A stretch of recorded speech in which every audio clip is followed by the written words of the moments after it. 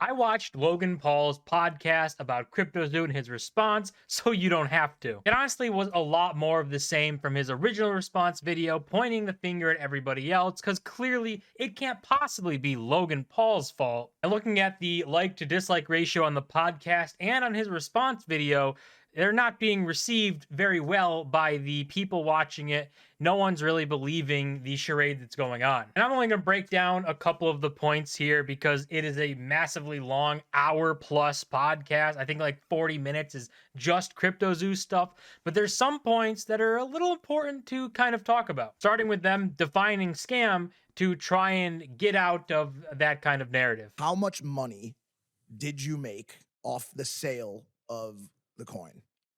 Or off CryptoZoo as a project? How much money did you make? Yeah, this seems to be the biggest misconception, and it is disappointing that that part was glossed over so quickly. Made no money off CryptoZoo. Never sold the token. Jeff never sold the token. Only lost money trying to make things right. So there you go. Logan Paul couldn't be a scam because he didn't make any money. Although he was planning on making money, but he assembled the Avengers team of criminals around him, and they beat him to the punch. Now, would Logan Paul have sold if he was given the chance? Who knows? We're never going to know that answer.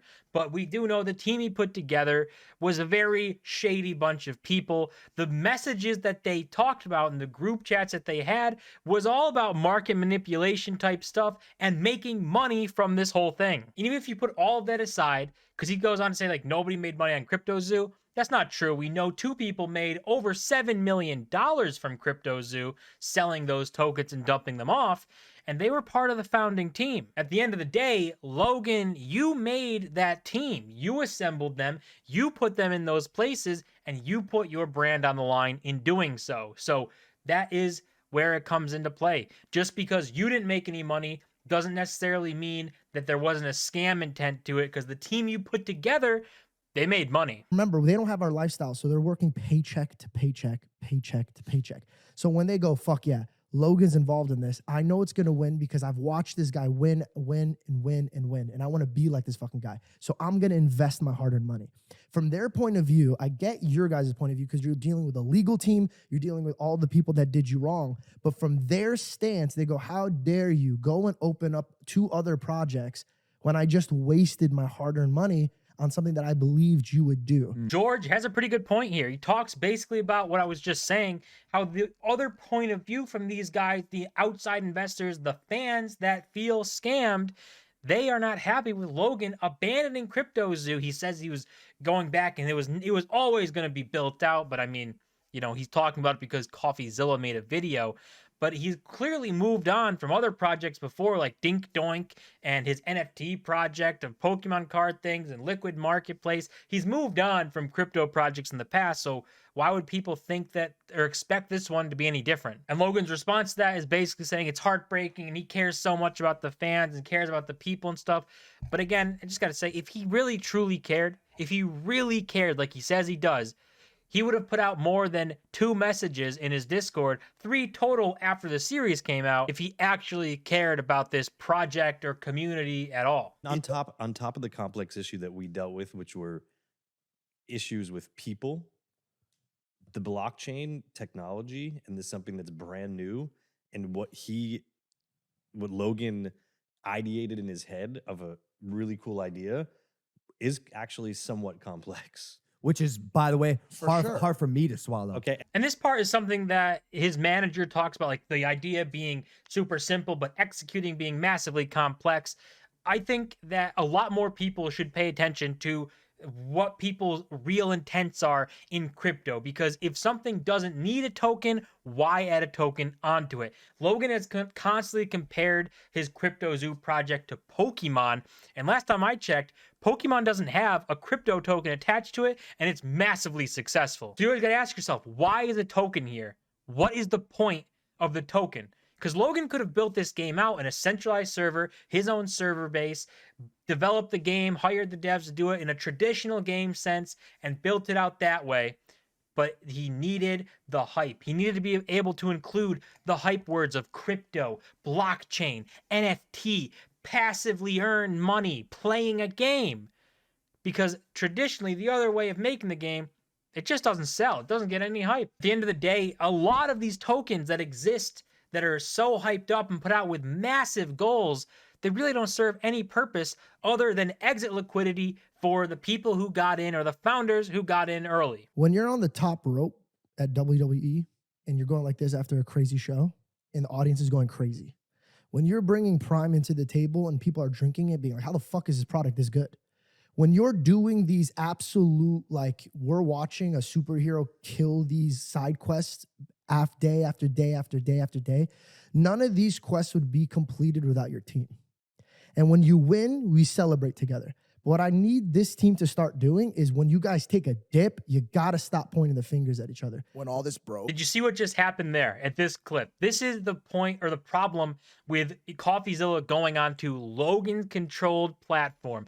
Even without Coffeezilla there and only his yes men surrounding him, this impulsive episode is massively edited. There are so many cuts, it is actually ridiculous. One of the most egregious ones we just saw. This clip, George is making a pretty good point, saying you can't just keep pointing the finger at everybody when things go wrong, because when things go right, it's all about the team is so great, and when things go wrong, it's, well, he did it wrong, you know, not me, look at him. I would have loved to know what Logan's response to that would have been, but unfortunately, Logan controlled the editing, and Logan didn't want that part to get out. Where Terrible. Where Coffee fucked up is by targeting me as some malicious, evil supervillain. If he had told this story objectively and told the story without vilifying me, regardless, we're still making this right.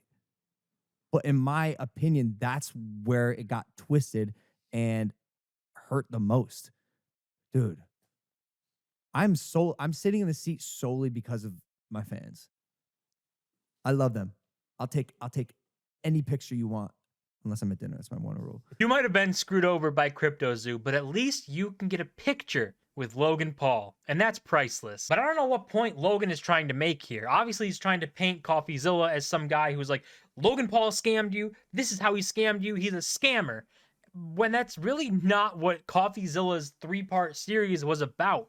It was more focused on the Crypto King and Eddie Alvarez, or whatever his last name is. There's more focused on those guys because they were the ones that sold and made the money. It was kind of pointing to Logan as a little incompetent in forming a team and maybe not the best person to put your faith behind any project, but it didn't paint Logan Paul as the bad guy scammer. It was a lot more focused on the other guys. So I don't know why Logan is saying this. Obviously he's trying to paint Coffeezilla in a bad light because it looks really bad on Logan here. But Coffeezilla made the series and presented his evidence to everybody in a pretty unbiased way. He didn't force any narratives, and people came to their own conclusions. And that conclusion was Logan was the head of this project and made some pretty bad decisions. He then ends this off by saying how he's not going on Coffeezilla's platform because he just can't give that to Coffeezilla. He's obviously just a clout chaser. He's not doing that. But apparently the video series that Coffeezilla did isn't changing anything, but for some reason he still won't talk about the things that are going on in the project. What about the people that say, like, why don't you just do it live on his platform? I am not feeding into this anymore on his shit because he did not change the course of my direction at all. He happened to make this series. It's not changing what we have been doing and are doing behind the scenes. But Logan, if that's true, that nothing changed and the series just happened to drop and you just happened to care about it and you happened to message in the Discord for your 3rd time ever, then why not go on a live stream, unedited, no one has editing privilege, you go on the live stream and talk about the project, talk about what's going on, talk about what you can, because apparently legal says you can't talk about certain things, but talk about what you can, your plans, and what you're doing moving forward. It's a very simple move. If you truly cared about everyone like you say you do, and you're only doing good things, why not just do the interview and prove that everything people are thinking about it being a scam is completely wrong, and here's why. But that's about it for this whole podcast that Logan did. It was like a 40-minute segment. Those are some of the bigger kind of ideas and thoughts that they had in CryptoZoo. It was just a whole nother, not my fault, it's everybody else's fault thing, just like his original response video. But he's continued to leave out one of the biggest parts of this whole thing, didn't address it in any of these responses, And that's the text message or group chats where all these founders of this project were openly talking about manipulating the market, how to sell their tokens without dumping the market, how to make a bunch of money. No one's talking about that. Logan hasn't talked about that at all. That seems pretty convenient. But that's going to do it for this video. As always, smash the like button and subscribe. And I'll see you guys in my next video.